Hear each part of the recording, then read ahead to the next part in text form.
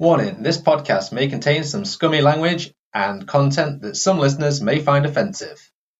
I didn't realise you were going to do this every single week. Yeah, because that way I don't have to splice in a pre-record. I can just add it straight there. Okay, I hope you keep this bit in. Roll credits!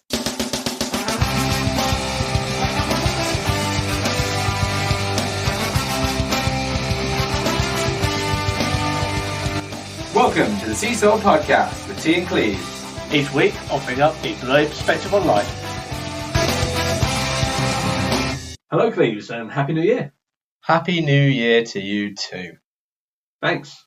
I mean, is it going to be New Year when we record this? Look, the last one we recorded in fake quotation marks after Christmas, right? So Yes. This one is fake quotation marks after New Year. Are we ever going to record one in the actual present day? I like to think that we will.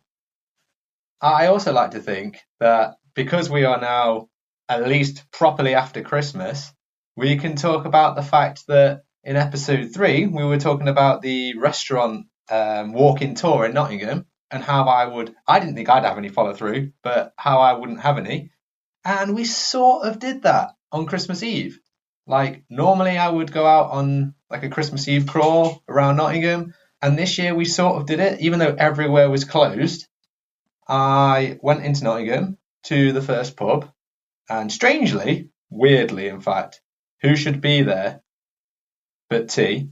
It was such a weird coincidence, so weird. Took some Coke and some Fanta, and we stood outside of the places that we would usually crawl around on Christmas Eve, had a little drink. Whether those drinks were spiked with alcohol is up for debate. And we had a little wander around. We're trying to keep life as normal as possible within the COVID rules. So I didn't mind that. It was a cheap bit, let's be fair. It definitely was. I think it's definitely worth noting that we were just bumming it around a freezing cold city centre, standing outside pubs for a selfie, having a drink, all the time while I'm battling some form of stomach virus that I'd picked up, which didn't make it as necessarily an enjoyable occasion for me. Don't use the word virus. I apologise for using the word virus. If that offends you, then reevaluate your life and everything in it. You had Stovid-19, that's stomach virus 19. Well, I didn't have the other 18, so I was called You don't know that. Stovid-1. You might have had all of them. Might have done. It's the 19 days of virus Christmas. Well, it looks like at the moment we have no end to this nonsense. I think would be. You're not enjoying the yo-yo system? I wasn't a fan of yo-yos when they came out when I was at school. I was never good at them, so anything to do with yo-yos, I'm not a fan of. Deprived childhood, that, mate. I never said I didn't have a yo-yo. I was just crap at it. It requires practice, like everything. Yeah, but I don't practice. So what you're saying is you hate yo-yos because you're lazy? I'm just saying I didn't master it in the first 5 minutes, so it's not for me. Just like everything in life.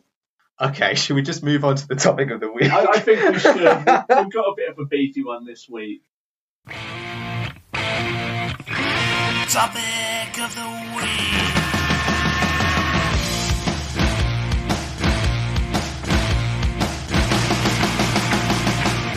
This week we are talking about another hard January topic, getting a job.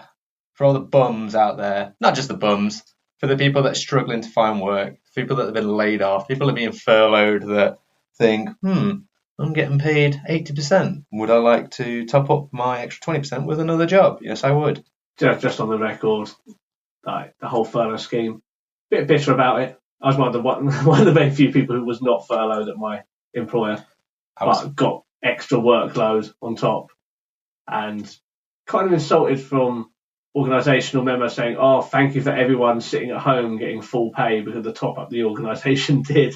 Oh, you're doing us all a favour, blah blah blah," with no recognition of all the rest of us that were doing 4 people's worth of work because like the work had to be done. I'm just saying, give me my Christmas bonus. Your bonus was the intrinsic value that you've held up the company. You're that pillar that keeps the company going. Strong, Sturdy, dependable, poorly paid. I will let my landlord know that next time my rent goes up. I have intrinsic pride and value in my organisation, and we'll see what that does when. Call him up. Oh, excuse me, landlord. Can I pay you with intrinsic pride? My rent's gone up by £30, but luckily that's the value of my intrinsic pride. That's going on the idea that my landlord would understand the concept of intrinsic pride. Moving on from this, I think it's worth us both saying we are both in work. We are, yeah. Are we qualified to tell people out of work how to get a job at this point? Debatably. Debatably not. We know what works for us. We're going to start at the beginning in the sense of, why aren't you working now? We are going to shoot mainly on the disabled side of things, but there will be transferable information here. If you're shooting disabled people, you're coming across as a bit of a Hitler right now. I was going to say, episode 1 you mentioned Nazism. I mean, this isn't a thing we want to carry on with. I'm not the one that said it, I merely pointed it out. All right, so why aren't you working? Let's start from the start. So I think it's important, especially in the disabled community, that some people, we're going to acknowledge that some people just can't work. Yeah, that's fair enough. Sometimes your disability is so high. Is that the word? I was going to say intense, but I think that's the word. Impactful. Impactful, yes. Your disability is so impactful that you literally can't work. You know, you can't move any of your limbs or have the freedom to think and speak. Or I think we talked briefly about maybe you're just on a really high spectrum of autism, and there's just not jobs out there that will accommodate that. Yeah, I think when it comes to sort of where you said sort of being like in a vegetative state, yes, but even like very severe cases of quadriplegia where you can't move anything below your neck, that's not a blanket statement, because there are some people out there who will still work even though they can only move above their neck. It's very niche, it's very specific, but there are people out there who can do it. Harmonica player. Well, good one. I suppose if you had a rig set up, I suppose. Yeah. I'd like to think it'd be on you all the time. I'd like to hope so. It'd make for some interesting conversations. I think it'd be irritating if it was there all the time and you couldn't move it, and you were just playing notes while speaking. I mean, I didn't think you meant it in that regard. Okay, all right, fine. I thought you meant that they could at least lean into it and not it was stuffed in their gob and they could only slide. If you're quadriplegic below the neck, it's going to be a little bit hard to. I suppose you can lean your neck forward. I'm doing the motions now. Yeah, that works. All right, we should probably move on from that, because I feel we'll move on from that. So slap some people in the face there. Okay. The point we're making is a lot of the things we're going to say today, we will acknowledge outright that some people just can't, and we're not shooting on that. We will shoot on a few people who probably should be and can be. That's where I'm moving on to right now. We've acknowledged those people that can't do it, but there is a shitload of people out there that just aren't working. And like, I'm not saying like the climate at the minute is pretty terrible for getting a job, whether you're abled or disabled. It's just not good. But prior to 2020, there's a ton of people out there that just ain't working. They can. They just don't wanna. They're lazy as shit. Yeah, I think the statistic that I recently found, and I got it from a documentary, is actually Alex Brooker's documentary. So okay. Call him out on this source, not me. Passing the book already. Yeah, exactly. But 50% of disabled people working age do not work.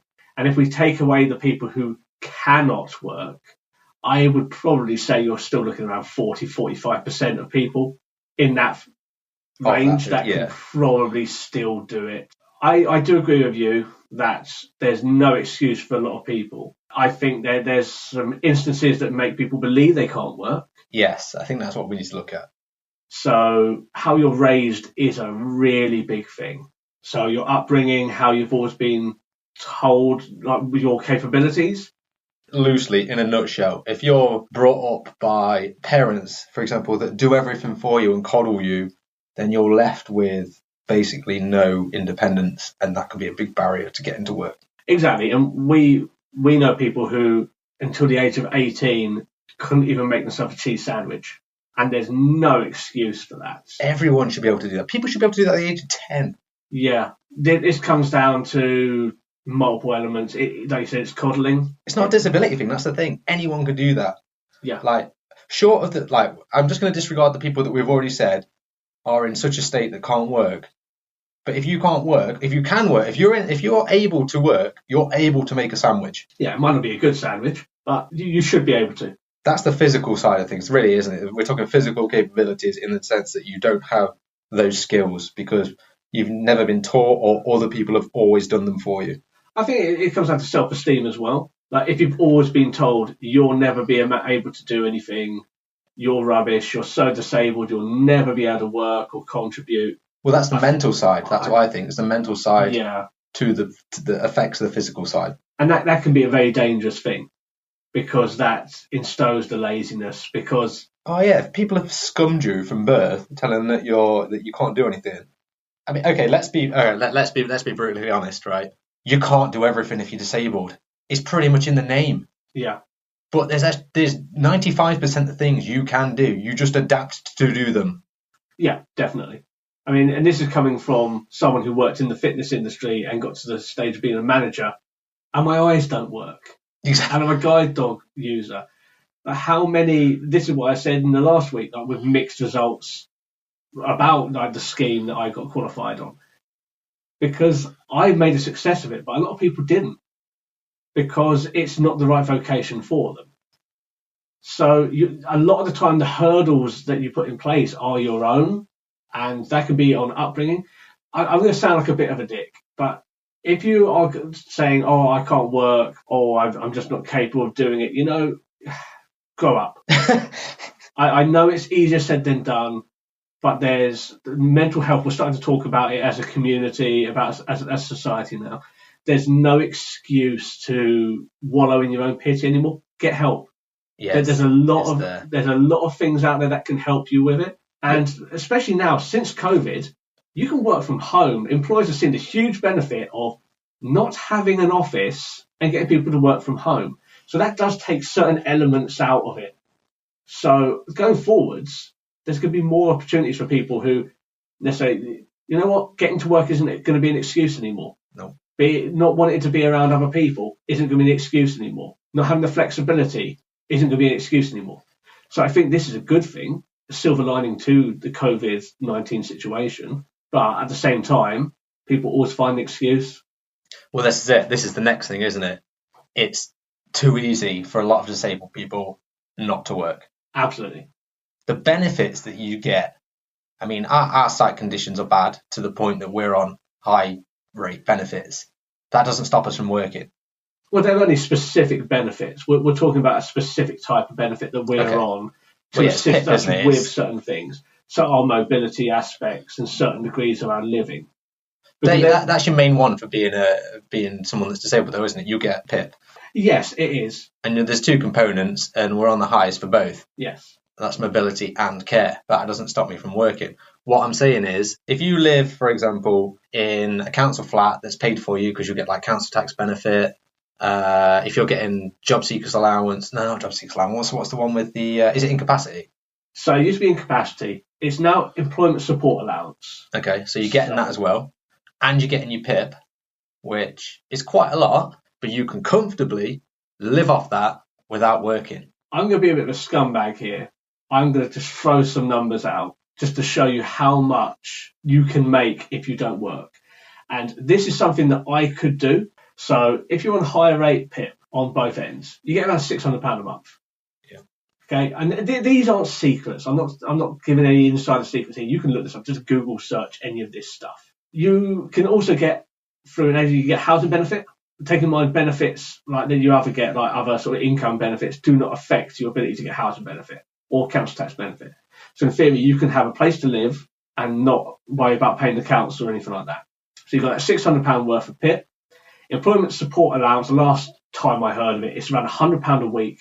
Plus, you can also work, I think it's 10 hours a week as well. So that's £100 a week. So you're looking at another £400 a month.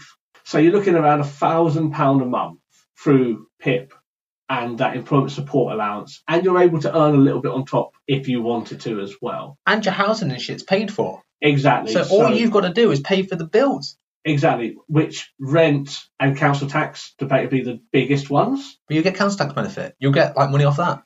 I would love to have £1,000 left of my paycheck after I paid my landlord and paid the council, because I don't have that. Well, this is the thing. It's not. If anything, it's an incentive to cripple yourself. If you want an easy life, just go chop your legs off.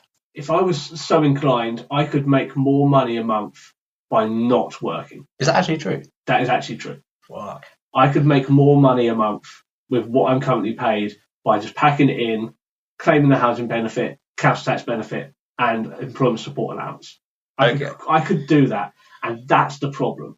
It's too easy. There's no incentive to get out there, because when you see all the hurdles and issues that come with finding a job and being in a job, maybe you think it's not worth it. Maybe some people think it's not worth it because you do earn less in some instances. Well, this is the thing, isn't it? What I work for, or what I began working for, should I say, when I first found a job, is two things. Firstly, the self-respect. If I can work, I should be working. You should be working. You should be contributing to society. I agree. If your friends aren't looking down on you because you're not working and you're disabled, then you've got shit friends. They should be scumming you over and literally shaming you into work. Yeah, I agree. It's probably not the right way to say it, but they should. If they're working and you're not, you're the problem. Get a job. Especially, it's a very rare instance that you physically can't get a job. And the second reason why you should be working, even if you can claim those benefits, because you will lose a lot if you're working, is the potential earnings. Yeah. When I first started my job, I got paid fuck all. There wasn't even a living wage. That had not been introduced at that point, so I got paid, I think it was £6.30 an hour, but I get paid substantially more than that now. And that's because I started and worked up. So there are the two things. That's why you should work, in my opinion. Plus, you're also a homeowner now. Yeah, but I couldn't. You can't do that if you lived on benefits. That's something that's never going to happen. Again, it's the potential, isn't it? It's the potential life that you could have by working. But then it's whether you want it. Maybe you don't want it. Yeah, and I think that's what we're driving at.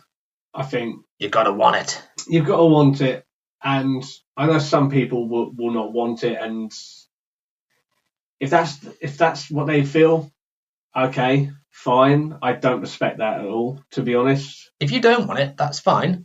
But don't be taking the benefits. I don't know. I think this just goes back to the original point. It is too easy. It's far too easy to just do nothing. Oh God, yeah.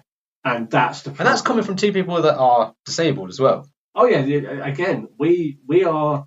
Yeah, what the government would say, we are highly disabled. In the next X amount of years, my condition in particular is degenerative. I have already been told that I will lose all my sight. So this isn't like, oh, I have one dodgy eye, oh, feel sorry for me and I work. It's not the case. Like, I could quite happily, well, not happily, but I could do the whole I'm blind, I'm not doing anything, as far as the paperwork and the legality of it, but I don't. So if you've not worked or you're not working but want to work, this is what you're going to be up against. That's what we're going to cover now. So I think this is the other thing. It's not easy finding a job in general at the moment, but when you're disabled, I think this is the other thing that could potentially put people off. It is tough. Oh, it's way tougher than being abled. I would say it definitely is. And we will hopefully try and give some solutions at the end. I mean, we're not politicians, we're not policy writers or anything like that, so maybe they won't be worth anything. But hurdles are a big thing. And unfortunately, it's not just hurdles that you have as an individual, which we will cover, but it's hurdles that are put in front of you as well. Pretty much your first hurdle is actually finding a job that you can actually do. I'm registered blind, so I'm not going to be 7-time F1 champion, am I? Or an Uber driver, if we're talking lower scale. I don't know, you went straight to F1. I went big, yeah, I go big.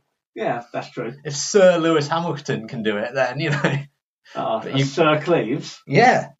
But that, you've got to be reasonable. Like I say, 95% of things disabled people can do, but be realistic.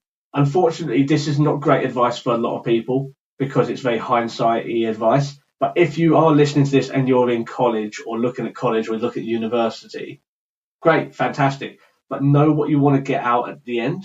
Don't go down the education route or the experience route where the job isn't going to be there for you, because you're just going to be disheartened when you realise your skills are worth nothing at all. It's not necessarily that. It's like learning things that you can do as a disabled person. So especially being blind, manual labour, out of the question. You're not going to be a builder. You're not going to be an electrician, not going to be a plumber. I'm sorry, but it's not going to happen. You can't drive a van. You can't drive a van. You can't get to them. If a blind person showed up to rewire my bedroom or something like that, I'm going to be very concerned about their safety. It's something that you can't, at the moment, can't be made accessible, unfortunately. That was the first thing I had to make peace with, the fact that a lot of my family make good money doing these sort of grafting jobs. So that's something I can never do. So I need to look down the avenues of places that I can do the work. And sometimes that means requalifying in something. If you've done all your qualifications and you're not finding work or the jobs just aren't there, I got qualified at university. I got a degree in something which I can't get a job in. And it isn't because the jobs just aren't there. So I requalified. And that's when I went into the leisure industry and gym management. So you have to be prepared to requalify if it's necessary. I mean, the thing is, when I went to uni, I did a very broad degree. I did the business studies, which is sort of transferable, but at the same time, no one gives a fuck because it's so broad. So I can kind of go into anything, but all I did after I came out of uni is worked a slew of terrible jobs that I didn't enjoy, and then found myself in a job that was terribly paid, but that I didn't hate, and I just worked it from there. Arguably, what I learned at university has made me good and has helped me in some capacity to be in the job that I'm in now within that same company. But I wouldn't say it was necessarily the reason I'm in it. I think experience is definitely, practical experience definitely helps. So even starting at an entry level and not necessarily in an industry that you ever thought you would work in. I mean, it always helps if you're going to something that you have an interest in. But be prepared to just work your way up and learn an industry. And that definitely helps. Yeah, I mean, if you're on benefits at the moment, you don't have a job, start small. Yeah, it's going to suck. But when you first get into a job, pay's terrible, usually, and you have to do a lot of work for it. Yeah. But it can get better. It can get better. We're not guaranteeing it will. Well, then you move jobs, at least you've got experience at that point. Yeah, and I think that definitely is something to think about, is having that experience. We'll briefly touch on it. Volunteering can help if you're really stuffed. I have some very, very opinionated views on volunteering. We'll cover that in a later episode. But volunteering, yeah, can help. But as far as sort of like finding the work, and we move on to like actually finding those jobs, you can go to the job centre. Well, I suppose you've got to. If you're already claiming benefits, you're already at the job centre technically. It depends on what benefit you're on. Some of them don't require you to go to the job centre. That's true. So that's another issue with the benefit system. And for anyone who isn't in the UK, the job centre is basically it's government run. I think it's privately owned, but it's government run, where you have a lot of advisors. So you go into this place and you're supposed to go there once a week, and you sit down and you say, this is what I've done to try and find work. It usually smells bad, but I don't know whether that's the people. And it can just be a big paper of lies. No, they don't really check it. They don't. They really don't. They do some good work, but I think that's the minority of it. And I don't work there. Maybe you go into the job as a consultant with all the piss and vinegar in the world, thinking I'm going to help everyone, and then after 6 months you're like disillusioned, like everyone else. Disillusioned, yeah. 95% of people don't want to work, so why am I even bothering? So I can't speak for that. What I can speak for, though, is job centres will have a quote-unquote disability specialist. If they're a true disability specialist, they should be getting paid more than any world leader. Because to be a specialist in disabilities when everyone is different is impossible. And if anyone can do that, they deserve to be on a lot of money. But generally, in my experience, the specialist means nothing. Hey, they can probably just Google things quicker than other people. That doesn't exactly help, does it? Well, they can read Wikipedia. Anyone can read Wikipedia. Not as fast as the disability specialists. Yeah. So my experience with a disability specialist isn't exactly a great one. I once went to one. I won't say what job centre, just in case they are still working there. And I'm happy for throwing people under the bus, but they might have been having a bad day. During the time when I was looking for work, I shut up to the job centre and said, we'll get you set up with our disability specialist. I thought, someone who can specifically help me. At this point, I had a little bit of work experience under my belt, had various qualifications. I thought, they could help me put me in the right direction of things. Basically, the conversation went on the lines of what benefits are you claiming and what ones do you want to claim. To which my response was, I want to find work. Oh. And their response was that, oh, you actually want to work? And I was like, yes. And I can't really help Let me get with the that. other folder. Well, she basically said that she couldn't help with that. She was so shocked that I wanted to work and was very condescending. That's everyone in the job centre. That I walked out halfway through the appointment. I was like, no, I'm not interested. Like you have. Oh, so you don't want to work? There was this preconception that I wasn't there to find a job. Yeah. I was there to see what I could get, and that was the problem. And if that's what that specialist thought their job was, then they need to reevaluate what they were doing. Or at least change the job title. Yeah, just even to the benefits specialist or something like that. But that's the problem. And I'm not saying there aren't good disability specialists out there, and I'm not saying that they haven't helped some people. But it's such a broad term. I think that's the issue. No one can be a specialist on disability. I'm sorry, it's not possible, because you could have 5 people with the exact same condition and on paper look exactly the same, but based on their upbringing, their self-esteem, and how they've lived their lives, they will be all completely different. Yeah. And how can you be a specialist in that? You just can't. So I think it's a bit of a flawed system.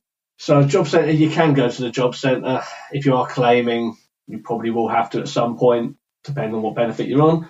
But don't hold your breath that they're going to help you, because a lot of this you have to do yourself. So let's talk about other hurdles. Yeah, briefly, I want to talk about, firstly, the location of a job. If you go to the job centre, they say that you should have to travel an hour and a half. Is it an hour and a half at least? I think it's an hour and a half, yeah. Each way to get a job. Yeah. For a lot of disabled people, not physically possible. There is an access to work scheme. I am currently on it, and I think it's utter horseshit. I also have opinions on the access to work scheme, but we will do a part 2 about when you're in work. Yeah. And all the things that come with that, and access to work, we will cover a little bit more detail there. But location is important. The job centre, like you said, will say you've got to travel like 90 minutes there and back. As a disabled person, it limits you, but there's nothing you can do about that. Work within your limits. Yeah, that's it. It's sort of a blanket policy for everyone. Yeah. With no flexibility. So it's all on you, really. So pick something that you can get to. Don't compromise. Like, really don't. Like, even if it's the ideal job, but you need to get a train, a bus, and then walk 20 minutes. Maybe that's not the job for you, even if it's your ideal job. If that is your ideal job, then consider moving house. Yeah, move closer. You've got to change something up. If that's your ideal job and you're the best for it and you're going to go for that job and you think you'll get it, fine, but make it easy for yourself down the line. So if you do find a job that you think will be right for you, it's within the limits, it ticks the boxes, you've got the experience, etc. There will always be a box on the form. There'll always be a form now that is a sort of equal opportunities page, isn't it? I think it's called. On the application. Yeah, where it asks you for your sort of gender, ethnicity, and there's always a box that says, do you have a disability? Or do you consider yourself to have a disability? Yes.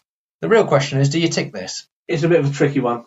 I don't like the language that's used. I know why they use it. Like, consider yourself disabled. I have had applications when I was a manager, when I had the application come through, and that box was ticked, and then it says, if you're comfortable, give details. And I'm not going to say the exact details, but let's put it this way. It's so broad that there were some that were laughable, where I thought, this isn't a disability. If you perceive it as one, fine. But this, in my book, isn't. And we're talking ridiculous things here before like we get any feedback saying, oh, mental health is important. Like, just because you can't see it doesn't mean it's we're not talking about anything like that. We're talking about things like colour blindness, but having perfect 20/20 vision. In some jobs, that might be a disability, but not if you're working in the gym. No, but what I'm saying is context is important. Context is important. Context is everything these days. It is, but I wouldn't say colour blindness is a disability. I would say it's an impairment, but I wouldn't put it in the same. Like, if you have perfect vision, aside from not being able to distinguish colours, it's a bit of a slippery slope. Again, context is important, but there were others on these applications which were a bit suspect. I thought, okay, is that really? But we're digressing a little bit. Yeah, the point I was originally going to make was, if you tick that box as an employer, It's easy to filter you out. This guy's got a disability. This girl's got a disability. Well, why would I hire you? Because I might have to make some adjustments to accommodate them when I can just hire this able-bodied person and I have to make 0 adjustments. And you have exactly the same experience, let's say on paper, except this person isn't disabled. So as an employer, why would I not pick the abled person? Especially when you have 50 applications. Yeah, it's an easy way to filter. It shouldn't be. Legally, it's not allowed to be. Prove it. But yeah, there's no way of policing that. No way. That's it. So let's say you think to yourself, oh, I'm not going to tick this box. Legally, you don't have to. No, you don't. But then people are asking, why you're not filling in the form? Why you're hiding it? That's what I mean. And that's another thing. Out you go.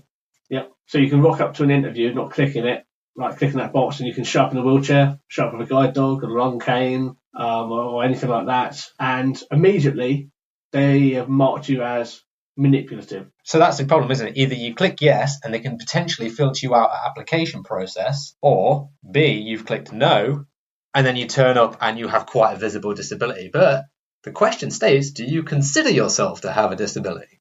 That's very broad.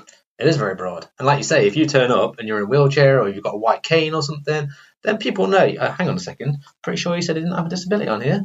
But that guy can't walk, or this guy's blind as fuck. You're damned if you do, damned if you don't. And also on this topic of clicking the box, there are some organisations out there. There's a government scheme, I think it's the 2-tick scheme, where if you fulfil the job specification and you are applying for a company who is a 2-tick organisation, and you can click a box that says, if I fit the spec, I want a guaranteed interview.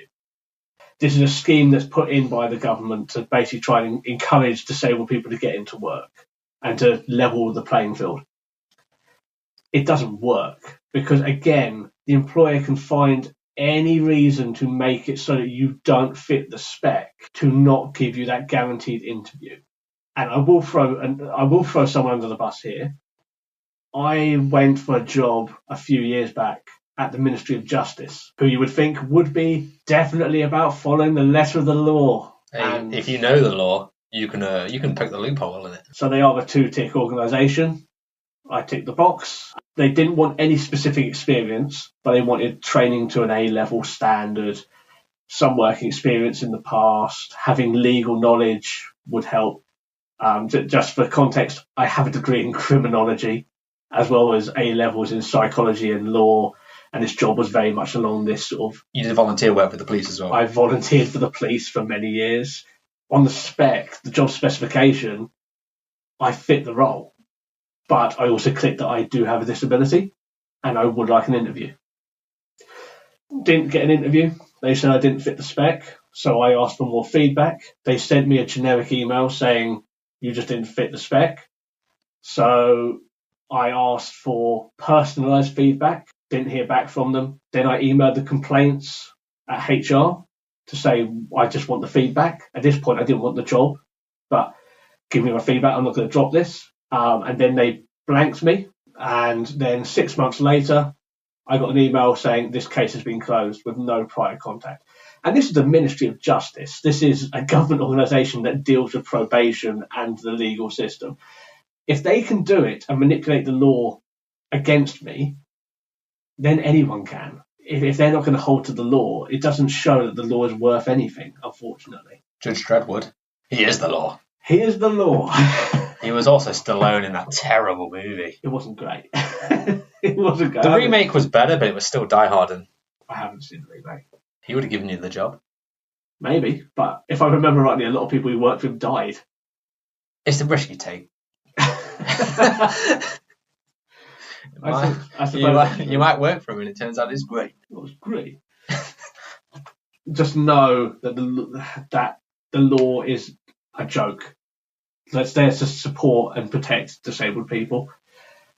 It's a joke. It's laughable. Doesn't work. Ooh, so should we continue on this happy path of why you should go get a job if you're disabled?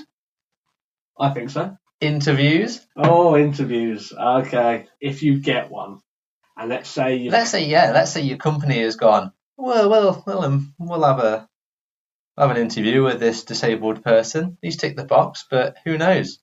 You might be all right. So you rock up to your interview, and the first thing you'll have, like when you get an email saying I'm not going to say a letter. Who gets a letter? When you get an email saying you've got an interview, they'll always ask, do you require any what they call reasonable adjustments for your interview? Now, the reasonable adjustments is another term I really don't like. Oh, it basically means, is there anything that we can do that won't cost us too much time and effort? Basically, to even the playing field. Now, if you say yes, and let's say I say yes, and I need everything in large print or format I can read. It's a bit of a ball ache for them, isn't it? It's a bit of a ball ache for them. Does that knock points off of me? I think it does. I think that knocks some points off of me. Because you've already made them do extra work, mate. I've caused them issues immediately, and I don't even work for them. So that's an issue. Also, an interview in a wheelchair. If you put down, please have the interview in an accessible location. Oh, shit.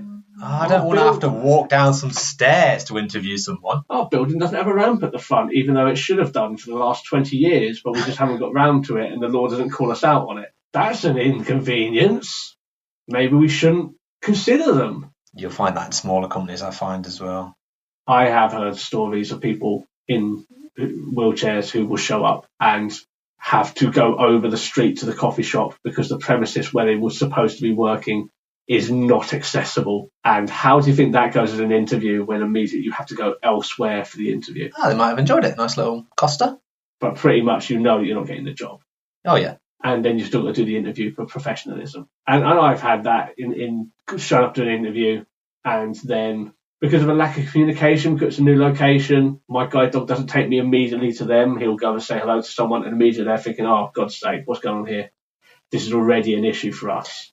See, that's your other thing, isn't it? Not necessarily them not making the requirements, but if you're visually impaired, for example, getting around new buildings, knowing where things are, knowing the people, that's a problem. Well, if it's a dark location, darkness isn't your friend for a lot of people with a visual impairment. You show up, you don't know where they are, you don't know what they're doing. I've gone to an interview before where instead of going left to the offices, my guide dog went right because that's where the kitchen was. And immediately, as soon as he turned right and I had to be told, oh, no, it's this way, I knew that I wasn't getting the job because this person can't even follow us to the office. The understanding's not there, though, is it, from an employer's perspective? If like that, for example, that happened once, but it wouldn't happen again. No. But first impressions are big. First impressions are a big thing. And when you're spending, companies spend more on staffing than anything else in general. Your staffing is your number one overhead. Yep. So you don't want to piss that money up the wall. You want to make sure you're spending that money in a good way on the right person. So you don't want to take a risk. And when you're disabled, like when you're going to an interview, when you're not disabled, when you're an able-bodied person, you're going to an interview, you're trying to prove that you're better than all those other applicants. That's still the same if you're disabled, but you've also got the bacon sprinkles on top of I need to prove that I am so not disabled, even though I am, that not only am I better than the other applicants, but I'm so much better than them that the disability doesn't mean a thing. Yeah, definitely. And that is very difficult to do. It's such a hard thing to get across. A lot of the time as well, I've gone to interviews and I've had my white cane with me, and I've literally said just before the end, like, you might have noticed the white cane, don't really need it. You know, I've made a point of bringing it up and saying, look, it's not going to be an issue. Don't worry about it. I shouldn't have to say that, but I always feel that I have to. I do as well, and I say a similar sort of thing. But does that work against you, or are you just drawing attention to it more? I don't know. I'd rather just say outright that it's not an issue. And the thing is, even at interviews, I will say I don't need any special adjustments because I've made my entire livelihood on working around systems. Because I know the world won't do me any favours. Yeah. So I have ways around things myself. Provided that their computers work on Windows, I can work around them. It's fine. It's one of those things that I will show up and go, oh, this person doesn't want any reasonable adjustments, yet they've got a guide dog. Well, that's a lie. How could they not need reasonable adjustments? Because there's a lack of knowledge in the industry, and when people think of blinds, they think, oh, I'm bobbing in the corner, can't do anything. Yeah, that's what they think. Yeah. Unfortunately. They think, oh, someone's in a wheelchair, oh, they're completely incapable of anything. And I've seen people in wheelchairs tackle escalators, and they're like, oh, we'll find a lift. Like, no, sorry, I can do escalators. And there's this weird fucking prop thing where they prop themselves up on, like they're balancing. Yeah. And People learn to get around stuff, don't they? That's the thing. Well, the world isn't accessible, unfortunately. Nope. It's getting better, but it's not accessible. So you've got to find your own way. But it's hard to change that attitude. It's hard to change that perception. So if we touch then finally on the doom and gloom aspect of this, you will get rejected for a bunch of jobs. And that doesn't matter whether you're disabled or abled. You'll get rejected either way for jobs eventually. If you've said that you've applied for every job and you've been offered every job that you've applied for, I'm just going to straight up call you a liar. It's going to be worse for disabled people because you will be rejected for more.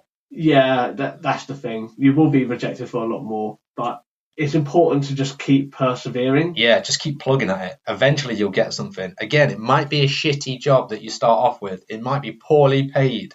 Half the problem is getting in there. If you're disabled, if you can get into a company and then prove that you've got the talent, you're golden to an extent. You just need to get in. And a perfect example of this is my current situation. I'm at an entry-level position with my employer, and I came from a senior management position at a huge leisure brand. So it's not like I was a manager at Bob's Dumbbell House. And I hope that's a place. But I was employed by... You're not using Bob, you're dumb. There you go, you got a slogan. I bet he does balloon exercise. Bob's Balloon Bells. So I was employed by a big organisation. And as far as my CV, my resume was concerned, I had really good experience, qualifications, really high end. And when I went for my current job, it was an entry-level position, just doing administration.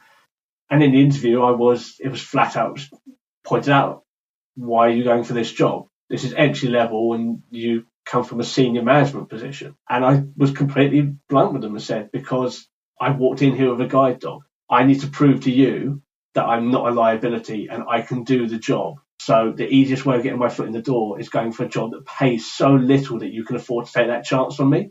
Because if I go for the senior job, which gets twice as much a year, which I am qualified and experienced and would kick ass at, that's a lot more of your budget to take a risk on. It sucks that that's the case, but unfortunately at this point that is the case. So if you can play the system to respect, just do it. Just get in. Just get your foot in. Take it on the chin.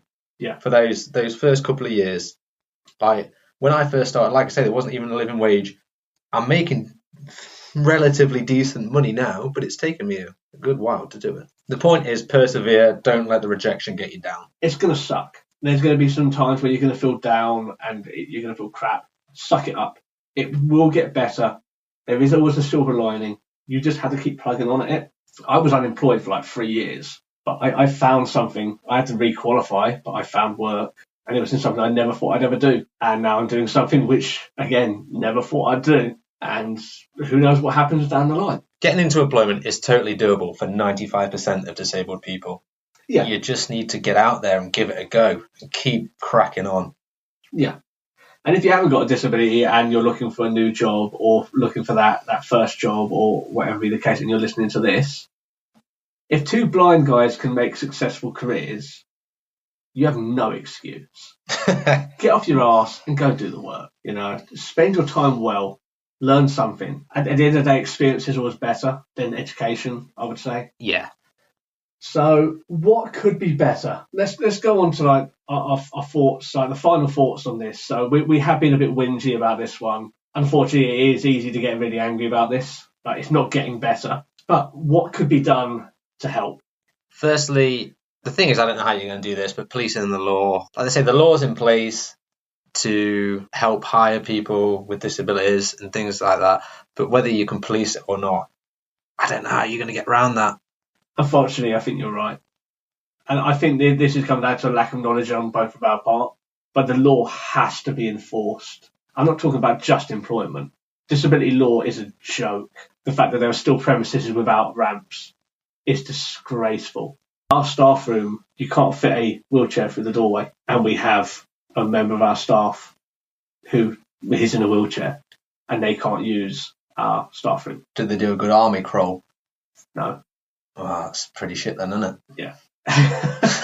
To me, that's not acceptable. Like the law is just not enforced in any regard because it's left up to so much in interpretation. Like, if you're not hired because you're disabled, they just have to say the employer just has to say you haven't got the experience or the qualification, or we found the classic, or we found someone better suited. Yep. Unless they don't outright say we didn't hire you because you'd be an inconvenience for us, their hands are clean. Yep. But there's no way, as far as I'm aware, there's no way around that. No.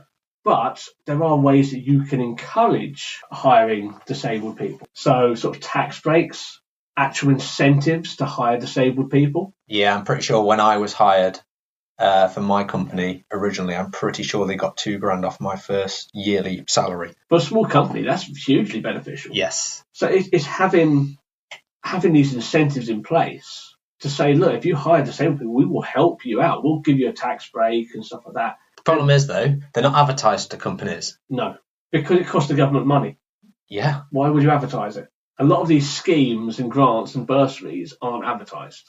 A lot of them are there just so when a government says, oh, yeah, we're doing everything we can to help disabled people into work, they can say that all these schemes exist, but they're not advertising them to employees. They're not advertising them to people that are disabled to make them want to get into work.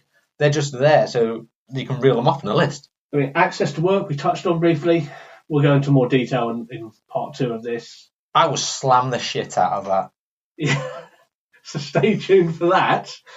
But access to work, in theory, is supposed to be there to help, sort of be the carrot on the carrot dangling there, to basically say, no matter what the needs of the employee is, the government will help financially to put things in place so that they are on the same level as any other employee. Not very easy to claim, and it's not advertised. I've worked for many companies who have no idea that access to work even is a thing. So that's something else which is an issue. It's sort of sweep it under the rug. We don't want to pay it out, so we're not going to advocate it. So unless you know that access to work is a thing, well, you're not going to get any help from it. And again, let's go back to what I said about the 2-tick accreditation. It's okay having these schemes, but if there's no enforcement, they equate to nothing, unfortunately. And I don't want to be pessimistic, because I think we've been really negative in this episode. Well, this is what we need to do. We need to finish on positive, mate. Okay. So as a disabled person, what can you do to help yourself get a job? So be open to everything. It might not be a job you want to do, but getting into an industry, you can find work. Take it from me, a lot of people don't know what they want to do with life. And they'll qualify in something, and then they'll end up working in an industry that they never thought in their wildest dreams they would do. I work in cake. I never could have told you that at school, or even at uni, or even 2 months before I got into the industry. Yeah. I became a personal trainer and then a gym manager. And at no point was that an interest of me throughout my entire educational journey. I can tell you cake has become an interest of mine. I'm sure it has been. Which is why you should refer to episode 4 about keeping fit. Yep. But be diverse. Yeah, be open. The key is that the world isn't going to do any favours. So unfortunately, it's all on you. But that means that you also have the control. Yeah, choose things that really you can find interest in. Like, find a hobby. I don't even think that. If a job's out there and you can do it, go for it. It really doesn't hurt to. And now, like I mentioned earlier, now that working at home is becoming such a big thing. Yeah. Like, really, just get involved. And for all you know, you might be working in a plumbing supplies company, and you never thought, you might have got all your qualification in drama, and now you work for plumbing supplies. You know what? It's a living. And before you know it, in 10 years' time, you could be a regional manager selling like plumbing supplies. It's a good living. And at least you can get, it might not be what you want to do, but I guarantee 90% of people don't do what they dreamt they ever did. How many people grow up thinking, I want to be an astronaut or a sports, like someone big in sports, and they're not doing it. Give it these pipe dreams. Go into plumbing. Then get your pipe dreams. Literally. But just be open to everything. And even though we were negative in this, it's a cautionary tale just to outline that these are the hurdles that are going to happen. Be aware of them. Don't be upset by them. Yeah, you can get over them. There's a hurdle. Yeah, let the anger fuel you. Yeah. If you're pissed off about something, channel it. Be determined. Be fired up, because that's what it's about. As soon as you roll over and stop doing anything, then you're not going to achieve anything. and you're going to be in a bad way. It's not going to do well for your mental health. It's not going to do well for your self-esteem. And frankly, it's just going to piss off all the other disabled people who work and pay all of their council, like their income tax and stuff like that, knowing that other people are willingly not doing it. Because that's something that does irk me. I think there's a lot of people get annoyed about that. I said right at the start, a lot of people are there and it's too easy for them. We made that whole point. But there's another thing you can do as well that I want to touch on, and that is there are specific employment agencies out there for disabled people. There's not a lot. I mean, I can only tell you one, and that's Remploy, and they helped me find my job. So in that respect, they were good, and I would recommend them. So look those up if you are disabled. One that I know, Action for Blind People, they can be helpful. It's more of a community. To be fair, this all comes down to give yourself the biggest chance of getting employed. Yes. Use these agencies. Take jobs that potentially you wouldn't want to do, but you can do. Educate yourself in things that potentially you might not want to do, but the skills are there. And if you can get the skills, then again, it broadens your horizon in the jobs that you can get. There's a lot of schemes out there for disabled people to qualify in very weird and wonderful things, which will cost you nothing. If you're not working anyway, get qualified in weird things. You may as well. I got qualified in being a fitness instructor because it was something to do and it turned into work. But there are other things out there. Even if something like graphic design, there'd be like a graphic design for disabled people. Do it. Because even if you don't find work in it, it's another skill. Don't be stubborn. Don't be, I qualified in Latin theory and I want a job in Latin theory. As soon as you start doing that, you're not getting anywhere. Plus, it's a dead language. Yep. But don't be stubborn. Be open. I think that's one of the biggest strengths of disabled people. We are the most flexible people in society because we have to be. Just don't ask me to touch my toes. One thing I will say as well, and I know it's a kind of a douchey thing to say, if you can, minimise your disability. By that, I mean, there may be things that you need to do yourself, but you don't need to tell the employer that. When I use a computer, I got it in large text with like inverse colours and things like that. I didn't go into the interview and go, oh, do you need anything to help you out? I didn't go, yeah, I can just, make my computer like massive and I have inverse colours. You don't go in and say that. You don't need to. If you can sort that shit yourself, do it. You don't need to tell them that. Yeah. Do not highlight anything that will make you different if you don't need to. And again, such a douchey thing to say. And it shouldn't be the case. It shouldn't. It really shouldn't, but it is, and you don't need to. So at this point in time, don't bother. Yeah. And I would echo that as well. And should you have to hide your disability? No, you shouldn't. But while society isn't doing you any favours and not making it easy for you, sometimes you've got to hold your hand close to your chest, I suppose. I like to think it's about like a leaky tap. Do you know what I mean? Like, there's a few drips that you might find out in the interview, and then you can slowly undo the faucet and let a little bit more out, more and more as you get into the job. And by that point, it's too late. They've already got you. They can't fire you for being disabled. Well, yeah, that's it. So at that point, it's on them. Fuck them. Get in the door. Yep. Get in the door. Get in the door. Do whatever you need to do to get in the door. I think that's the thing that we should push on this. Even if it's working in a warehouse and you're just sticking like address labels on packages, it's a means to an end. Get in the door, because before you know it, show them what you're made of. Once you're in there, that's it. Yeah, and that's the important thing. A positive note to end on? Yeah, I think so. So as always, you can contact us via our email address, seesawpodcast@gmail.com. Get us on our social media, seesawpod on Twitter, Facebook, Seesaw Podcast. We're very word of mouth at the moment. Just share the podcast with someone you think might find it amusing or interesting. We're trying to show the light side of disability. We're trying to just open the doors and not be so PC and like, oh, you can't say that, you can't say this. We appreciate a like, a share, subscribe on your podcast players. And until next week. Next week. See you in a bit, team. See you soon. Bye. Bye.